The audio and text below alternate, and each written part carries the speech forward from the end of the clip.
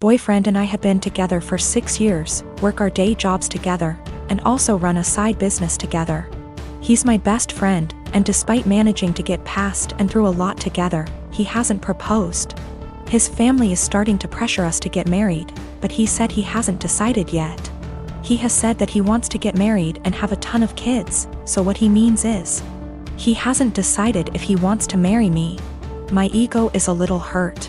What else does he need to know that he hasn't already learned in almost 7 years?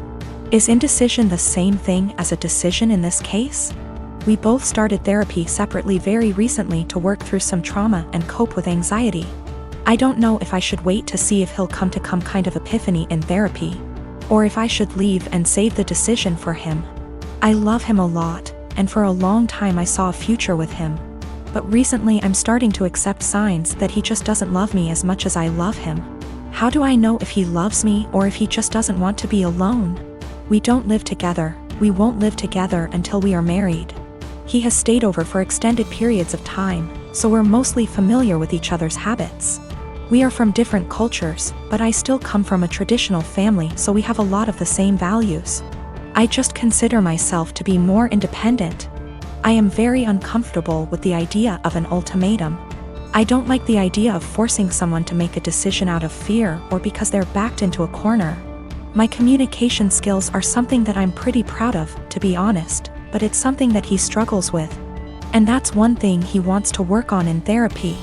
I'm working on not projecting my fears of insecurity onto our relationship, even when he isn't communicating properly. He picked me up and I told him that after the conversation with his family, I've been feeling really insecure in our relationship.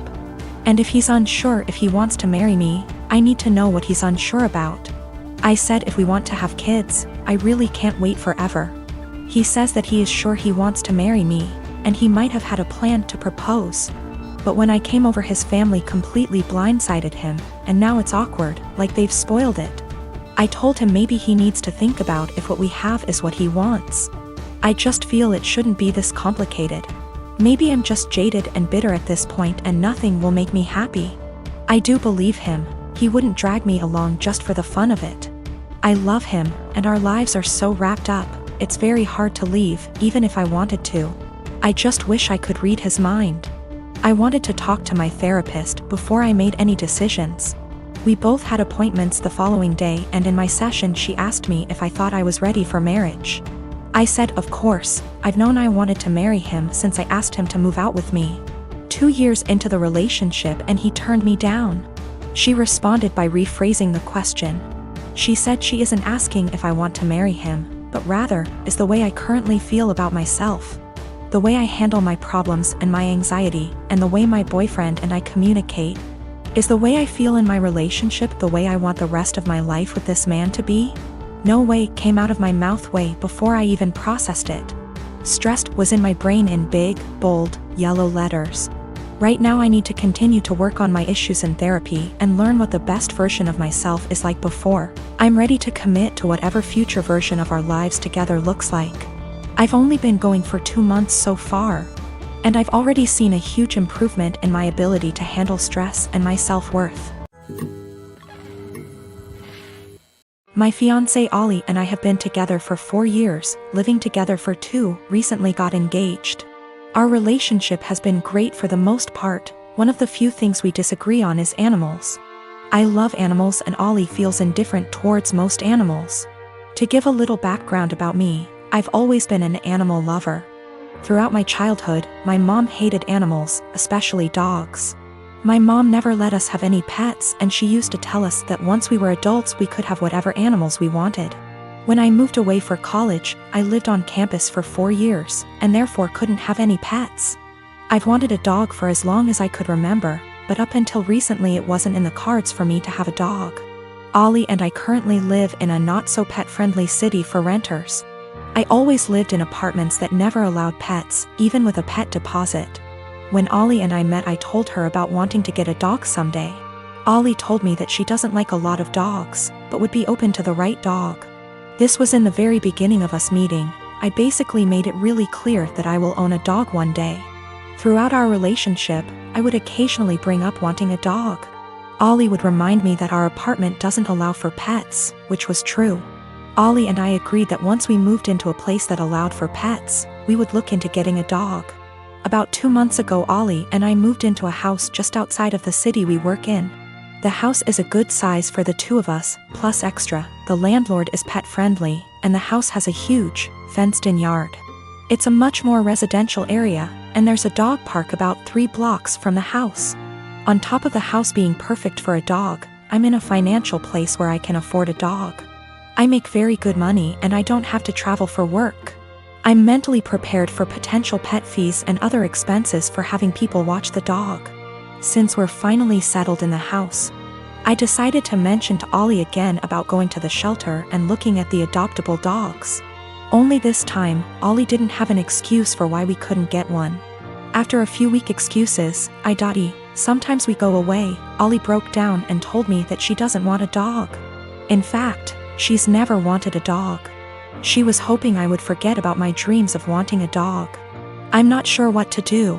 I'm trying to reason with Ollie, but she said her answer will always be no to a dog. She just doesn't like them and doesn't want them. She basically gave me an ultimatum, either her or my potential dog. I'm feeling shitty about this, because I always made it clear to her that I was going to want a dog someday. I feel like she was banking on something unrealistic, and now she's putting me in a lousy spot. I am one of 4 kids. My older brother P, who I no longer have any contact with, my younger brother J, who is no longer with us, and my youngest sister K. Recently, P's children, 2 girls and 1 boy, all in their late teens and early 20s, reached out to me and expressed a desire to have a relationship. I have 0 contact with their father and swore that I would beat him black and blue if I ever saw him again. My oldest brother P was always the golden child. No matter what he did, my parents always had an excuse for why it was not his fault. Bad grade? Teacher had it out for him. Cheating on every single one of his relationships? Good thing you did it to her before she did it to you. That one was my personal favorite. He also used to torment Jay and I constantly when we were smaller than him, until in high school, when I hit a growth spurt and sprung up to about 6 feet 4 inches and 230 pounds worth of muscle. After that I became the typical jock type. Played football, partied, bunch of friends, etc. Well, my younger brother, Jay, didn't get as lucky and stayed pretty small and scrawny throughout high school and college, only getting up to about 5 feet 8 inches, and didn't have a super active social life. Despite the difference in our schooling experience, I was always very protective of Jay, especially since we were always having to put up with P's bullshit, which stopped once he realized I could pound him into the ground and not break a sweat, as he was also a lot smaller than me at only 5 feet 10 inches. Not much to say about Kay. She was a great younger sister and P didn't dare mess with her or he would incur the wrath of our mother. So, in the late 90s, Jay met his first real girlfriend, A, and was over the moon about her. He spent every spare moment with her, and when he wasn't with her, he would do nothing but gush about her. I had never seen him so happy. Well, one day, he comes to us, all smiles, and announces that A is pregnant and they are expecting. The mood quickly turned, however, when a week later it came out that A had been cheating on Jay for the duration of their relationship, with our older brother P. This broke my brother, and of course P, being the golden shit that he is, didn't even get a disappointed glance from our parents. To this day I have never seen someone look so broken as Jay had looked the last time I saw him. I believe his heartache was only compounded by the fact that my parents basically told him to get over it and be happy for our brother. Well, about a week after this revelation came to light, Jay took his own life. I had never been so sad and angry at the same time in my entire life. Sad that I would never see my brother again, and the pure rage of knowing that this was my brother and parents' fault. During the funeral, P walked in with A and I saw red. Thankfully I had other family there to stop me from doing anything stupid, but I told P that if I ever saw him again, I would kill him. Shortly after that, I cut contact with 90% of my family, with the exception of K and a cousin I had always been close with, because everyone except them wanted to make excuses for my parents and P. Even though my sister was just as crushed about Jay's death as I was and was angry for a long time. She and her then boyfriend, future husband, hit a financial rough patch after graduating college and were forced to move in with our parents. Due to unrelated drama at the time, they couldn't stay with me. So my sister stayed with them for several years, and over that time their relationship improved, and even though I wasn't thrilled at the time, I understood. She still doesn't really have a relationship with P, but is cordial if they meet. I don't blame her, because our parents did a lot for her and daughters love their cousins. So I didn't want to put her in that kind of position of choosing. I never had any kids, and truth be told, I never wanted any. I much prefer the role of the fun uncle. K met a great guy and had 2 daughters, who I absolutely adore. P had 2 more kids with A before cheating on her and splitting, and I've never met any of them. My parents have tried to make contact a handful of times, but I always told them to kick rocks. So last week, I'm chatting with K's daughters, 19 and 17. And they mentioned that their cousins have wanted to meet me for a long time and were hoping I would be willing to meet them as well. I don't believe they know everything that transpired between their dad and I. But I would be lying if I said I never had any desire to meet them.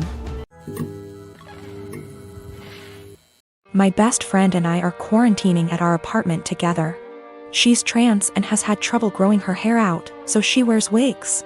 She has some really cute ones in other colors that she wears for fun and stuff. But she has a standard everyday wig she wears most of the time. Lola never got the traditional girly childhood, so we've been making one for her in quarantine. We built a fort in the living room, have been making friendship bracelets, playing summer camp-style games. It's a lot of fun.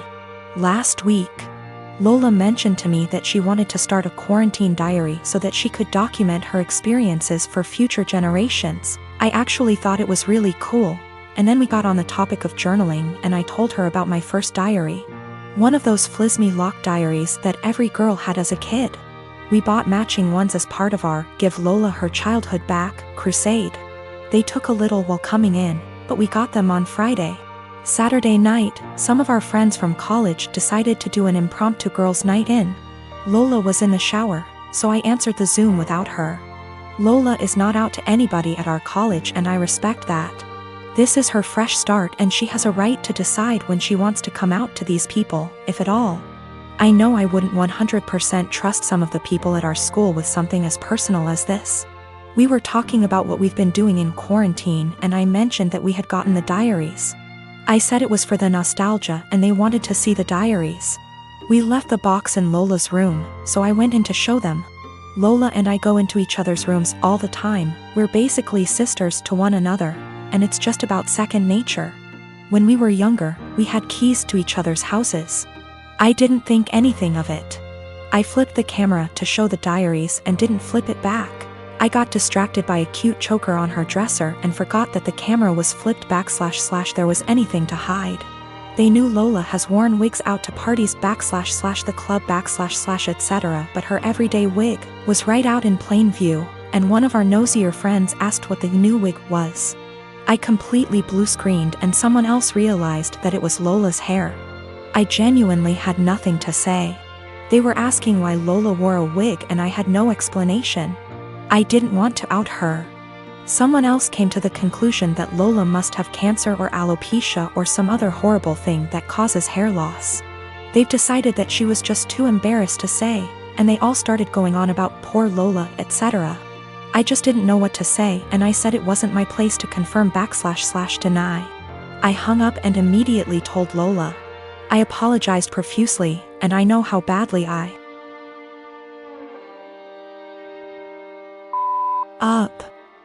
I feel so guilty about it. But, understandably, she's upset. Now, she's being forced to decide whether or not to out herself.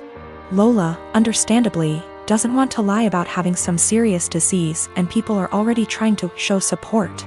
At the same time, though, she doesn't want to have to come out. I don't know what to do. I want to support her, but she doesn't want to even see me right now.